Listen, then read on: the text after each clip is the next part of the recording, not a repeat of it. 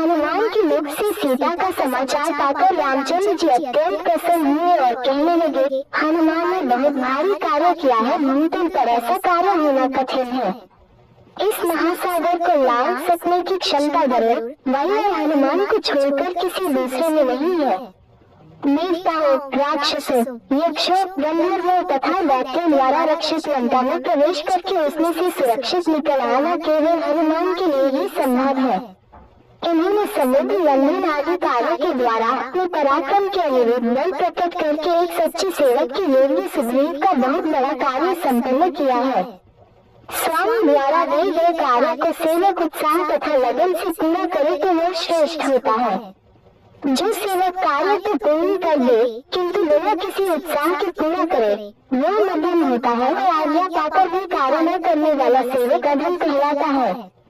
हनुमान ने स्वामी के एक कार्य में नियुक्त होकर उसके साथ ही दूसरे महत्वपूर्ण कार्यों को भी पूरा किया है और सुग्रीव को पूर्णतः संतुष्ट कर दिया है। आज मेरे पास पुरस्कार देने योग्य वस्तु का अभाव है।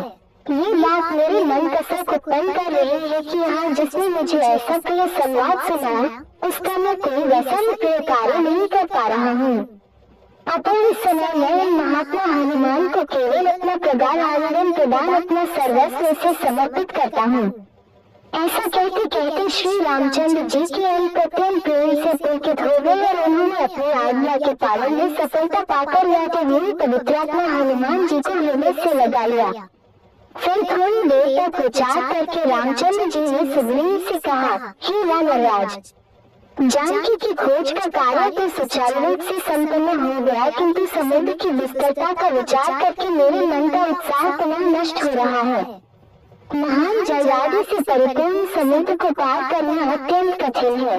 ये कार्य कैसे हो पाएगा? राम को इस प्रकार चिंतित देख सुग्रीव ने कहा, वीर, आप दूसरे साधारण मनुष्यों की भांति क्यों संताप कर रहे हैं? जैसे कृतघ्न पुरुष सौहार्द को त्याग देता है उसी प्रकार से आप भी इस संताप को त्याग दें। जब सीता जी का पता लग गया है तो मुझे आपके इस दुख और चिंता का कोई कारण नहीं दिखाई देता। मेरी वानर सेना की वीरता और पराक्रम के सामने ये समुद्र बाधा बनकर खड़ा नहीं हो सकता। हम समुद्र पर पुल बनाकर उसे पार करेंगे। परिश्रम और उद्योग से कौन सा कार्य सिद्ध नहीं हो सकता। हमें कार्य की भांति समुद्र को बाधा मान निराश होकर नहीं रखना चाहिए। सुग्रीव के उत्साहपूर्ण शब्दों से संतुष्ट होकर राघव हनुमान से बोले, हे वीर हनुमान, कपिराज सुग्रीव की पुल बनाने की योजना से मैं सहमत हूँ। ये कार्य शीघ्र आरंभ हो जाए ऐसी व्यवस्था तो सुग्रीव कर ही देंगे। इस बीच तुम मुझे रावण की सेना, उसकी शक्ति, युद्ध कौशल, दुर्गुण आदि के विषय में विस्तृत जानकारी दो। मुझे विश्वास है कि तुमने इन सारी बातों का अवश्य ही विस्तार पूर्वक अध्ययन किया होगा। तुम्हारी विश्लेषण क्षमता पर मुझे पूर्ण विश्वास है। रघुनाथ जी का आदेश पाकर पवन पुत्र हनुमान ने कहा, हे सीतापते, लंका जितनी ऐश्वर्य तथा समृद्धि से युक्त है उतनी ही विलासिता में डूबी हुई भी है। सैनिक शक्ति उसकी महत्वपूर्ण है। उसमें असंख्य उन्नत हाथी, रथ और घोड़े हैं। बड़े बड़े पराक्रमी योद्धा सावधानी से लंकापुरी की रक्षा करते हैं। उस विशाल नगरी के 4 बड़े बड़े द्वार हैं।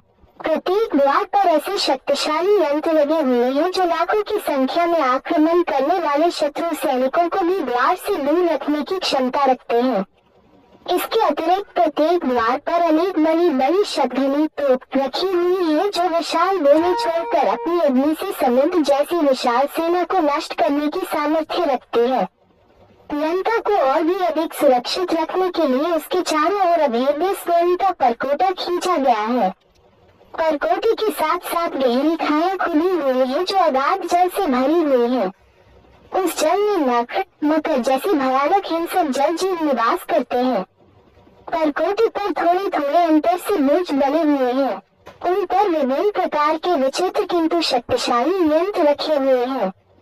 यदि किसी प्रकार से शत्रु के सैनिक परकोटे पर चढ़ने में सफल हो भी जाए तो ये यंत्र अपनी चमत्कारिक शक्ति से उन्हें खाई में धकेल देते हैं। लंका के पूर्व द्वार पर 10 सहस्त्र पराक्रमी योद्धा शूर तथा खड्ग लिए सतर्कता पूर्वक पहरा देते हैं। दक्षिण द्वार पर 1,00,000 योद्धा अस्त्र शस्त्रों से सुसज्जित होकर सदैव सावधानी की मुद्रा में खड़े रहते हैं। उत्तर और पश्चिम के द्वारों पर भी सुरक्षा की ऐसी ही व्यवस्था है। इतना सब कुछ होते हुए भी आपकी कृपा से मैंने उनकी शक्ति काफी क्षीण कर दी है, क्योंकि जब रावण ने मेरी पूंछ में कपड़ा लपेट कर आग लगवा दी थी तो मैंने उसी जलती हुई पूंछ से लंका के दुर्गों को या तो समूल नष्ट कर दिया या उन्हें अपार क्षति पहुंचाई है। अनेक यंत्रों की दुर्दशा कर दी है और कई बड़े बड़े सेनापतियों को यमलोक भेज दिया है। अब तो केवल सागर पर सेतु बांधने की देर है, फिर तो राक्षसों का विनाश होते अधिक देर नहीं लगेगी।